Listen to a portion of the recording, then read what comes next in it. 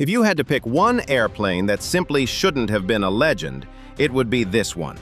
The Douglas SBD Dauntless was, in the words of one very honest narrator, a chunky, heavily armed 4-ton, flying anti-Japanese naval dump truck of destruction. On paper, it looked more like a flying brick than a thoroughbred. It was slow, it was heavy, and early on it was poorly protected. By the time it reached the fleet in 1940, the Navy was already dreaming about its replacement, the sleeker, modern Curtiss SB-2C Helldiver. The Dauntless was supposed to be a stopgap, something to tide the carriers over for a year or two before the real dive bomber arrived. And yet this ungainly little dump truck went on to do the kind of work legends are made of. In 1942, it sank more Japanese warship tonnage than all other Allied aircraft combined. It was the only U.S. airplane to fight in all 5 carrier versus carrier battles of the Pacific War. The conflict dragged on, the Helldiver stumbled, and the slow but deadly Dauntless kept flying, upgraded and refined, all the way into 1945. The Navy hadn't planned on depending on the Dauntless for so long, but its unlikely rise makes more sense when you look back at how dive bombing itself evolved. Through the 1920s, U.S. aviators were experimenting with steep angle attacks and quickly discovered just how devastating a precisely dropped bomb could be against a moving ship. The promise was enormous, but so were the problems. Early airframes simply couldn't survive a true vertical dive. They shook, warped, or came apart outright. Even if the pilot held the line, the bomb might strike the propeller or the fixed landing gear, detonating the airplane instead of the target. And if everything went right, the small, light bombs of the era still couldn't punch through armored decks, limiting attacks to destroyers and auxiliaries. By the early 30s, engineers had answers. Stronger engines to lift 500 and 1,000-pound bombs, delayed action fuses, the ingenious bomb crutch, and perforated dive brakes made possible by all-metal construction. In 1934, the Navy formalized its needs. 2 new dive bombers, one a 5,000-pound Scout and one a 6,000-pound Attacker, each capable of operating from carriers, stalling below 65 miles per hour, and equipped with crutches and brakes for true steep-angle dives. Those new requirements kicked off a wide-open competition, and by 1934, 6 different companies were vying for the Navy's next-generation dive bomber. 3 were still clinging to the past: the Curtiss SBC-3, the Great Lakes XB-2G, and the Grumman XF-1.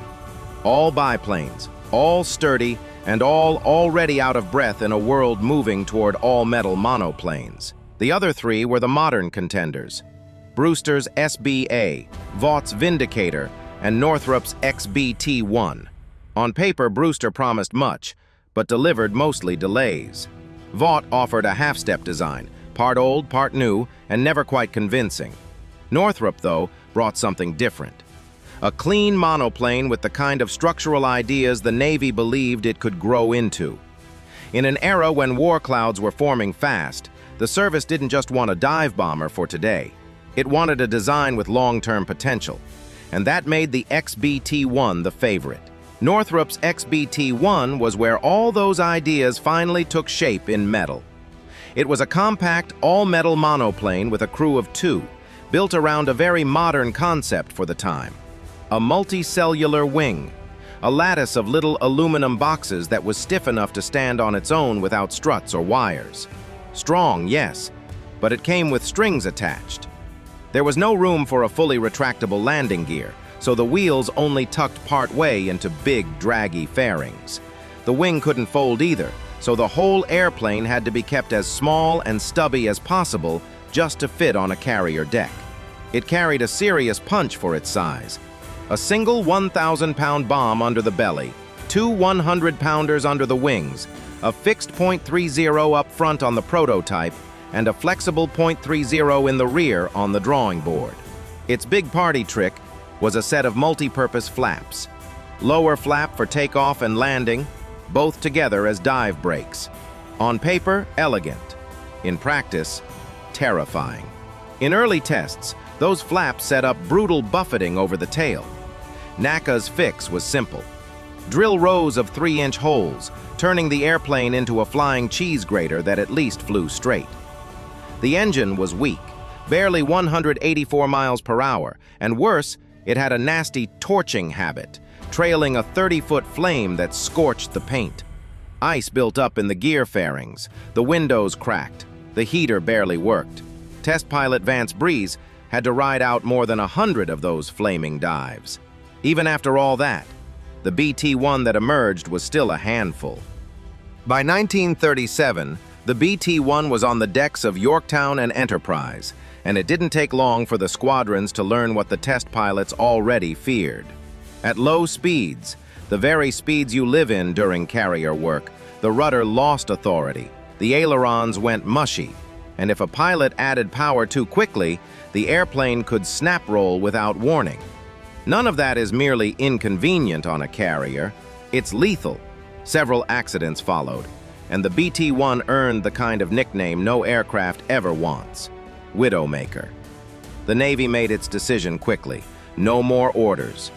But even as the BT-1 was stumbling through its short service life, Douglas engineer Ed Heinemann was already sketching solutions. The Navy handed him the job outright: redesign the airplane from the inside out. That moment marked the true beginning of the XBT-2, the machine that would become the SBD Dauntless. When Northrop folded into Douglas and became the El Segundo Division, Ed Heinemann suddenly had the freedom and the mandate to rebuild the troubled design almost from scratch. He kept only the ideas that truly worked: the perforated dive flaps that had tamed the buffeting, and the rugged multicellular wing. Everything else was fair game. The landing gear was completely rethought, now tucking cleanly into recesses at the wing roots instead of hanging in the slipstream. The tail was enlarged, the rudder reshaped for better authority, and new leading-edge slots were added to help the wing behave at low speeds. Heinemann's team smoothed out every lump and bump that offended the airflow, and they replaced the old power plant with a stronger Wright R1-820, driving a 3-blade, variable-pitch propeller. After a round of wind tunnel sessions at Langley, the engineers went back over the design again, trimming drag and tightening the handling. By 1940, the result emerged as the SBD-1.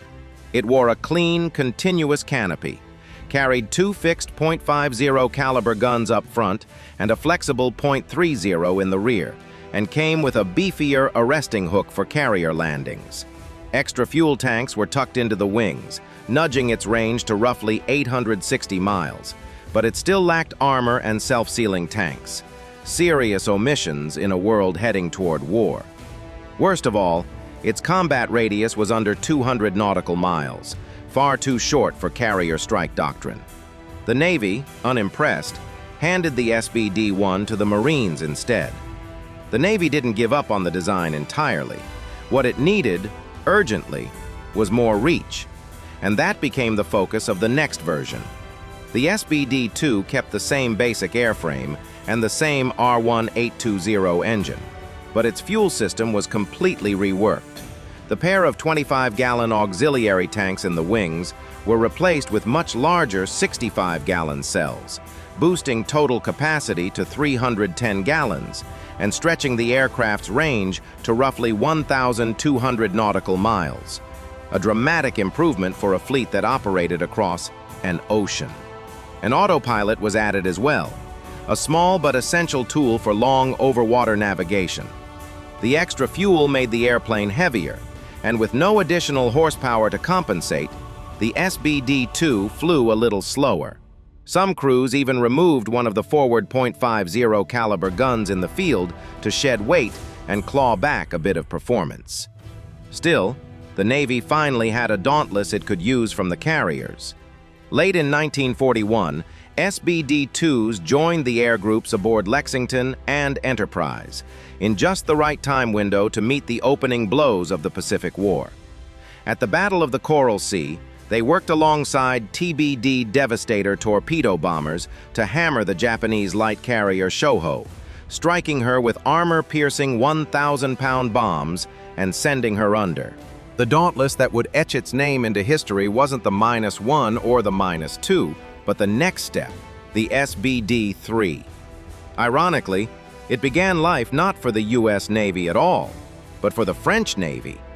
Paris had placed a substantial order in 1940, then fell before a single aircraft could be delivered.